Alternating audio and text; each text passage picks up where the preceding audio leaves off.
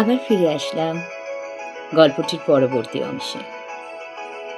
ট্রেনের বেগ ডিস্ট্যান্ট সিগন্যালের কাছে আসিয়া মন্দীভূত হইল। চারু আর একটা সিগারেট ধরাইয়া বাক্সটা মনীষের দিকে বাড়াইয়া দিল, বলিল, খান আর একটা, আপনার তো এসে পড়ল। শুনলেন তো গল্পটা? এরপর আর কোনো ভদ্রলোকের বিয়ে করতে স্বাদ হয়? ভাবুন দেখি, আমার কপালেই যদি ওই রকম একটি। নিন না। মনীষ হাত নাড়িয়া সিগারেট প্রত্যাখ্যান করিয়া উঠিয়া দাঁড়াইল। মনীষের মুখখানা স্বভাবত খুব ধারালো না হইলেও বেশ সুশ্রী, কিন্তু গত কয়েক মিনিটের মধ্যে তাহা শুকাইয়া কুকড়াইয়া যেন কদাকার হইয়া গিয়াছিল। গাড়ি প্ল্যাটফর্মে থামিতেই সে কম্পিত হস্তে হাতল ঘুরাইয়া নামিবার উপক্রম করিল। চারু বলিল, আচ্ছা তাহলে নমস্কার মশাই। মনীষ নামিতে গিয়া হঠাৎ ফিরিয়া দাঁড়াইল। তাহার অন্তরে একটা ভীষণ যুদ্ধ চলিতেছিল। সে মনে মনে বলিতেছিল, না, জিজ্ঞাসা করব না, কিন্তু শেষে আর পারিল না। স্খলিত কণ্ঠে বলিল, মেয়েটির নাম কি? চারু বলিল, নামটা রসুন, করুণাময়ী, কিন্তু নামের সঙ্গে চরিত্রের একটিও মিল নেই মশাই। আচ্ছা, নমস্কার। মণি মণ্ডিত দেহ, বিশদ গাড়ি, সর্পের মতো অন্ধকার আকাশে গাঢ় ধূম নিক্ষেপ করিতে করিতে ট্রেন চলিয়া গেল। মনীষও একটা হোঁচট খাইয়া প্ল্যাটফর্মের বাহিরে আসিল। টিকেট কালেক্টর তাহার বন্ধু। ডিউটির জন্য সে বরযাত্রী যাইতে পায় নাই। নিদ্রা জড়িত স্বরে তাহাকে কি জিজ্ঞাসা করিল, মনীষ শুনিতে পাইল না। স্টেশন হইতে 100 গজের মধ্যেই মনীষের ছোট্ট লাল ইটের বাসা।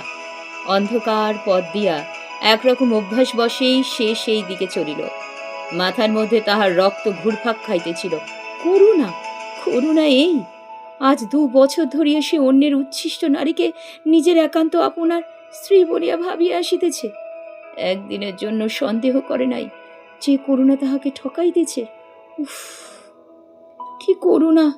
একটা শারীরিক অস্বাচ্ছন্দ্য অনুভব করিয়া সে বাহ্য চেতনা ফিরিয়া পাইল। দেখিল তাহার শরীরের সমস্ত পেশিগুলো শক্ত হইয়া আছে। মুষ্টিবদ্ধ হাতের নখ হাতের তেলই বিঁধিয়া জ্বালা করিতেছে। সে জোর করিয়া পেশিগুলো একটু শিথিল করিয়া দিল। তারপর দ্রুত পদে বাড়ির দিকে চলিল। করুণা একটি কি করা যায় বুঝতে না পেরে সে কিছুতেই একটু বুঝতে পারল না। সে এক নিমিষে কোথায় যেন হারিয়ে গেল। কোথায় একটা দুর্বলতা, কোথায় একটা ভাবনা। কি করা যায়? এরূপ অবস্থায় মানুষ কি করে? খুন? হ্যাঁ, খবরের কাগজে তেমন অনেক দেখা যায়। যাহা স্ত্রী কুমারী অবস্থায়। সে আর কি করিতে পারে? করুণাকে খুন করিয়া নিজে ফাঁসি যাওয়া ছাড়া অন্য পথ কোথায়? কিন্তু মনীষ থমকিয়া রাস্তার মাঝখানে দাঁড়াইয়া পড়িল। সেই লম্পটটাকে সে ছাড়িয়া দিল কেন? তাহাকে আগে খুন করিয়া তারপর করুণাকে। বাড়ির সম্মুখস্থ হইয়া সে দেখিল তাহার শয়ন ঘরের জানালা দিয়ে আলো আসিতেছে। আলো কিসের? করুণা তো ঘুমাইছে। তবে কি? পা টিপিয়া টিপিয়া চোরের মতো গিয়া মনীষ জানালার কাঁচের ভিতর দিয়া উঁকি মারিল। দেখিল করুণা মেঝে কম্বল পাতি একটা র্যাপার গায়ে জড়াইয়া বই পড়িতেছে। মনীষ কিছুক্ষণ হতবুদ্ধির মতো দাঁড়াইয়া রহিল। তারপর গিয়া দরজায় ধাক্কা মারিল।